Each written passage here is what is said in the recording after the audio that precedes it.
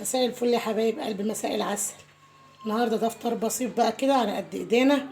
حبة كده أجنحة مع عزال فراخ كبدتين وقنصتين مع منابين كده هيكلين كده بأجنحة عملناهم.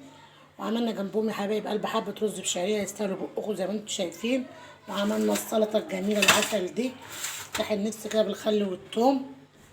ماشي، حبة سلطة في منتهى الجمال وحبة كبد وقوانص كده، حاجة كده تستاهل بقكم. هنفطر بقى خلاص، المغرب فاضل عليه حاجة بسيطة وهنفطر ان شاء الله. ربنا يا رب يتقبل صيامنا وقيامنا ان شاء الله يا حبايب قلبي جميعا. وكل سنة وحضراتكم طيبين وبألف خير وصحة وسلام.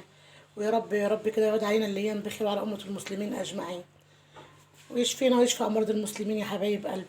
ادعوا والله يا جماعة اليومين دول على قد ما تقدروا، يعني أكثروا في الدعاء وفي الصلاة على قد ما تقدروا والله. إن شاء الله ربنا يتقبل منا كلنا جميعا يا حبايب قلبي. وكل سنة وانتم طيبين وبألف خير وصحة وسلام. أشوفكم إن شاء الله في فيديو جديد يا حبايب قلبي. أشوفكم بخير إن شاء الله في فيديو جديد، والسلام ختام.